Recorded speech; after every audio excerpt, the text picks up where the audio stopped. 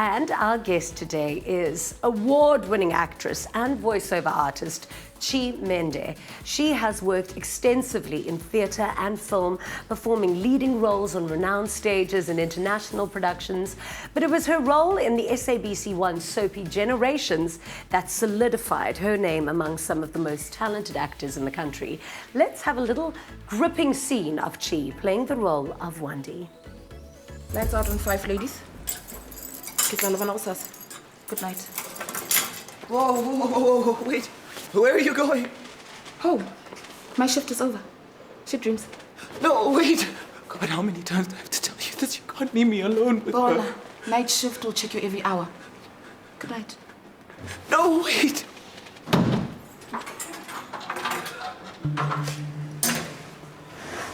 Bjalo je dina le wena, sissy boy. A bona go tloga mo. Nna le wena re tlo iketeka, re itsokotsenyana. O be monate. God. God.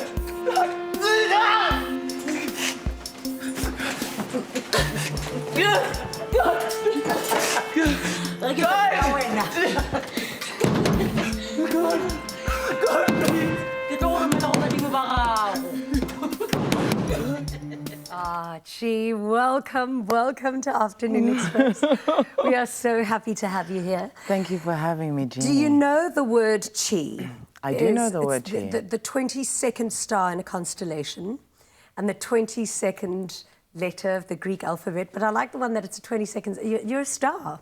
Yeah. Chi is a star. Holding on to my own Chi of the energy. Exactly. Yeah. Thank you for having me, Jeannie. Oh, we're so happy to have Hello, you. world. So you were raised in Zim. Yes, I was. Did you always want to become an actor?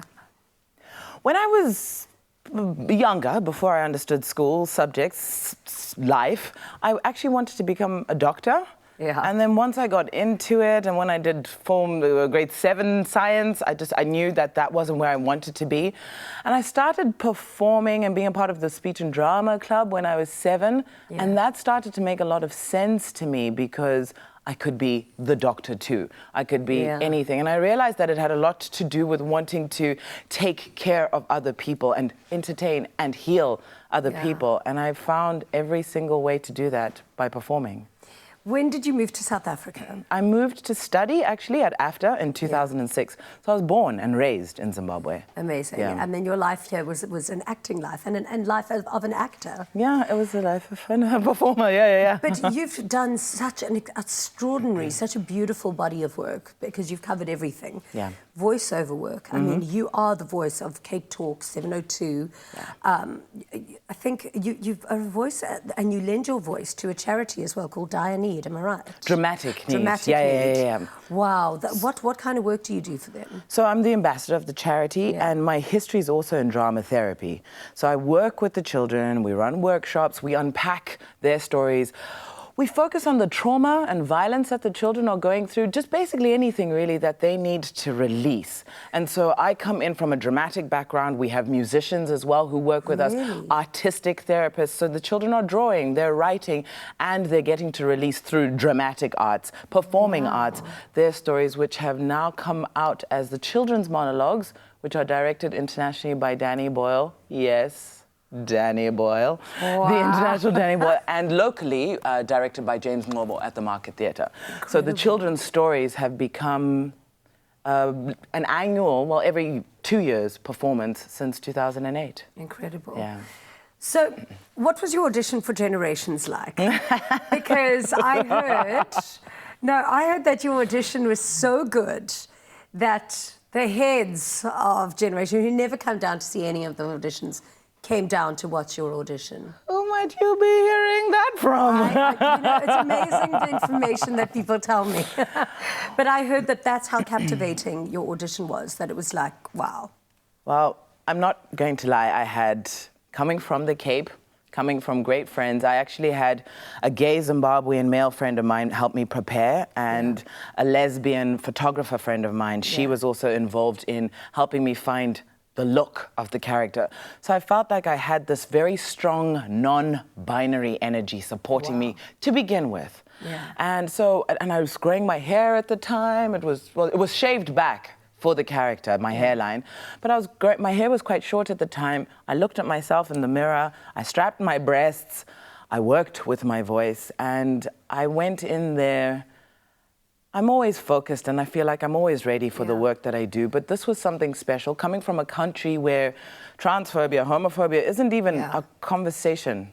We can't even get into it. I read that storyline. I'm always so impressed with generations and their writers, and they're just so progressive, really, in their storylines. You wouldn't expect them to be, and yet I'm so impressed with them. Yeah. And so for those of you who don't watch Generations or don't know Chi's character, Chi played Wandile, who is, and this was the first time it's ever been done in South Africa. You played a boy initially, going into or transitioning into becoming a woman. Yeah. I mean, what an amazing... When you read the script, what was your opinion on the work? Well, I felt like I played 4 different characters going into it. But when I read the brief initially, I remember feeling, and I think this is something that happens when you finally align with your purpose and your calling. Yeah. I remember looking at that page thinking, where I'd never met a single trans person in my life, I know this person.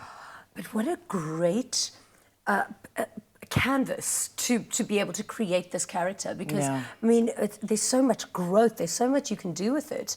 Did you love playing one? Yes, definitely. I mean, it got quite painful physically with the strapping, and I remember the first time I was menstruating during working on the show, where I'd always really gotten into how I would sit and my physicalization.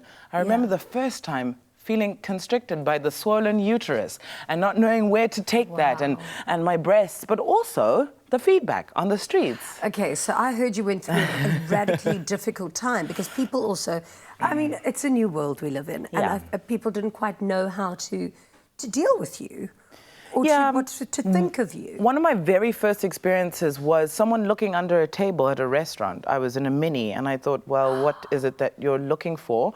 A. B, is that how we treat each other? Is that how we respond to each other's bodies? C, when is the time going to come where we stop objectifying, even as women, the female body and expect a certain kind of look for the female body? People always used to try and grab your breasts to see Mamas, if you were a real definitely. woman. There were couples there. Really helped with the police. I have to tell you, it happens to me all the time as well. But there was that. But actually, a lot of it, this morning, actually, I received, as I'd shared, to say goodbye to this wonderful character who we said goodbye to last night. I woke up to a message from an ex-colleague who had also been on the show. And he said to me, Chi, thank you. Chi, congratulations. Chi, my grandmother actually, now speaks about trans people that she thinks she encountered growing up because of Wandile. And I'm just glad that that conversation is educational, because a lot of people now think that only now we're seeing a lot of, or more than ever, gay people, and now we're only now learning. And now it's a trend, people. but it's actually, life. There's always been. We just they weren't allowed to be. We did not open our eyes to the truth. Exactly. Yeah. But then it was also, playing Wandile was also cathartic for you, because it brought out so many other painful, I suppose, experiences for you in your life. I mean, I'm a TV presenter, so I get to play myself every day. But I find it must be quite difficult to have to dig that deep. Is it? Or does it come naturally? I think that if you are lucky and you've got the gift and you've got the voices and the gods talking to you, you're lucky to tap into it as quickly as you need to. And over the years, with your training, it then does become easier to know what your triggers are, to know what to use. That's why we go to school. But is it a tool, or is it a tool to heal you, or is it a shovel to just bring stuff up? I think, for me personally, I can't speak for anyone else, it has been a healing place. And I think the two, I often say, I don't know if I became and am empathetic because I am a performer and I try to understand the soul, or if my soul directed me into my career. I have been through difficult times with my body, where I was sexually abused as a child. This is the first time I've ever spoken about it, but I felt that coming full circle on something that I had done that gave a lot of power and courage to people who came to me every day to say, this has been my life and this has been my body. I thought, I can't go through this journey without releasing this for myself, but also, I think, for my family, because I think the person who was involved needs to know that A, I forgive them, and B, they need to forgive themselves. And that's a very, very big, like a strong place to be, of forgiveness. But I suppose if you, to carry anger with you is kind of like drinking your own poison. Yeah, You've got to be able to forgive, but it's easier said than done. I think the performance part helps because I've always struggled with the emotion of anger.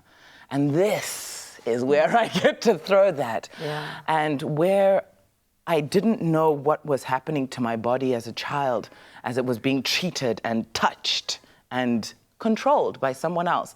That resulted in a lot of control issues for adult Chi. Yeah. But as I process and unpack that, I can control it into the most beautiful and most healing stories of my life and the life of others, hopefully. But you've got I mean, I suppose you didn't ask to be an ambassador, I suppose, for the trans community, because you aren't trans, firstly. Yeah. But also, why did you decide to not do any kind of interviews, TV interviews or media interviews about all of that?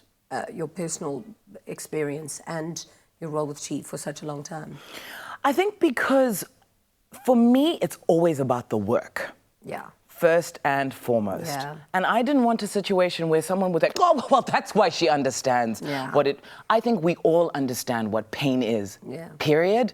But I didn't want also where I think this journey has also helped me in my relationship with my parents, where I'll say to them, because I think I choose a lot of, well, not choose, I'm lucky to fall into a world where people have given me deliciously thought-provoking roles. And a lot of those have been... You've created those opportunities, you've earned that. I've worked very hard for it, but I've ended up in these very sexy roles, and I've ended up speaking a lot on sexuality, where I think a lot for us as African children, and by African I don't mean just black, I mean any child coming and living on this continent, and for many parents of any culture, I think discussing sex is such a difficult thing.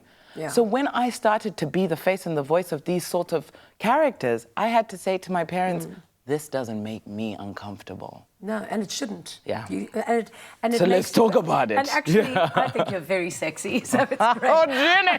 The cameras are rolling. After the break, we prepare a really delicious tomato, mushroom and pepper frittata, which happens to be one of Chi's favourite meals as well. It's one of my favourites because it's like the only thing I can cook. Yes, I'm with you. You can also give us a call live on 021 430 9881 if you get stuck along the way, or if you've got any questions you would like to ask Chi. We'll be right back after this.